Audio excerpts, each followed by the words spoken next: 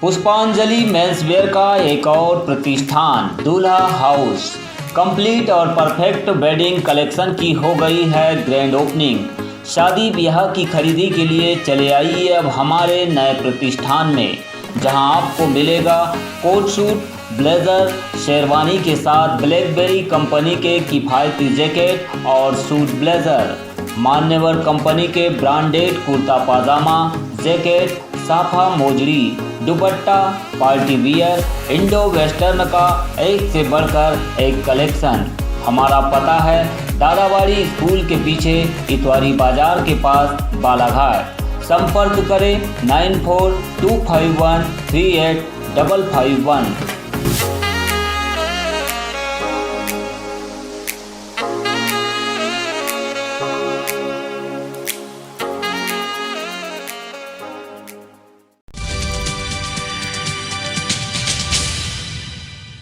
Kanha park में 103 बाघों की गणना, वर्चस्व की लड़ाई में छोटी मादा बाघिन हुई घायल। ठंड बढ़ने के साथ ही पर्यटकों को रोजाना हो रहे बाघ और वन्य प्राणियों के दीदार। वन्य प्राणी तेंदुए की हत्या के मामले में वन विभाग को मिली सफलता, 3 आरोपी हुए गिरफ्तार, 2 की तलाश जारी। 3 दिन पहले कटंगी भुर्रू के राजस्व क्षेत्र में बरामद हुआ था तेंदुए का शव।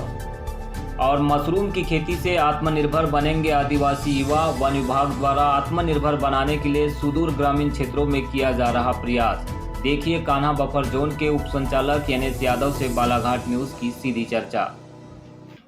कान्हा नेशनल पार्क में इन दिनों 103 बाघ होने की रिपोर्ट सामने आई है। इनमें से 4 से 5 बाघ ऐसे हैं जिनका अक्सर पर्यटकों के साथ सामना हो ही जाता है। इन्हीं में से एक बाघिन छोटी मादा वर्चस्व की जंग में जख्मी हो जाने की सूचना है। बताया जा रहा है कि कान्हा पार्क प्रबंधन के द्वारा कैमरे और महावत के माध्यम से पेट्रोलिंग कर बाघों की स्थिति पर नजर रखी जा रही है। इसी के तहत छोटी मादा नाम की बाघिन और एक अन्य बाघिन के बीच वर्चस्व को लेकर जंग हो गई, जिसमें छोटी मादा के बाएं पांव में जख्म उभर गया है, जिसकी लड़खड़ाते हुए चलने की तस्वीरें भी सामने आई है। बालाघाट न्यूज़ की टीम शुक्रवार को कान्हा नेशनल पार्क के दौरे पर थी। इस दौरान पर्यटकों के साथ हमारी टीम को छोटी मादा और डीजे बाघिन का दीदार हुआ। हालांकि छोटी मादा के जख्मी होने के कारण पर्यटकों को उसका आसानी से दीदार करने का मौका तो मिला, लेकिन उसके लड़खड़ा कर चलने से पर्यटक मायूस भी हुए। इसी बीच सोंढर तालाब के पास पगडंडी में डीजे नाम की बाघिन का भी हमारी टीम ने दीदार किया, जो कि जंगल सफारी के सामने आते ही बाएं से दाएं की ओर निकल गई।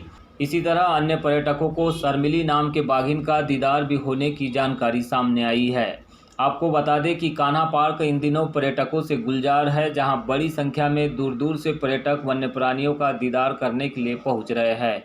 आपको बता दें कि कान्हा पार्क इन दिनों पर्यटकों से गुलजार है, जहां बड़ी संख्या में दूर दूर से पर्यटक वन्य प्राणियों का दीदार करने के लिए पहुंच रहे हैं।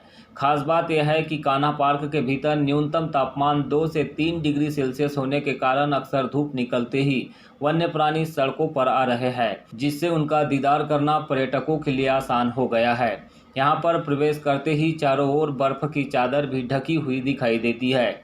वहीं तालाबों में धुआर भी उठता हुआ नजर आता है। पर्यटक कड़ाके की सर्दी में यहाँ के प्राकृतिक सौंदर्य और वन्य प्राणियों का दीदार करने के लिए सुबह से ही पार्क में पहुँच रहे हैं।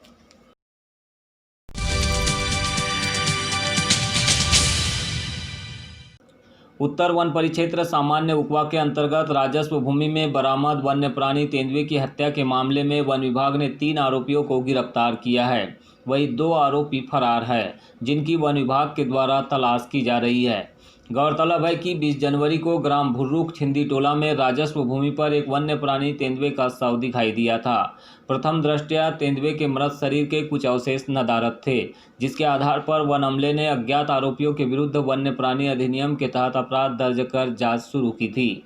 इसी बीच वन अमले ने संदेह के आधार पर छिंदी टोला निवासी शंकर उर्फ भीमसेन को हिरासत में लेकर पूछताछ की, जिसके बाद शंकर ने जुर्म कबूल किया है। वहीं 4 अन्य साथियों की जानकारी भी उसके द्वारा दी गई। इस आधार पर वन अमले ने 3 आरोपियों को अब तक गिरफ्तार कर लिया है, जबकि 2 अन्य आरोपियों की तलाश जारी है। बताया गया कि आरोपियों के पास से भरमार बंदूक, बंदर की खोपड़ी, वन्य प्राणी घोरपड़ का चमड़ा, कछुए की सख्त खोल, सांप का सिर, जंगली सुअर के बाल, शिकार में प्रयुक्त किए जाने वाले जाल एवं फंदे आदि भी बरामद हुए हैं।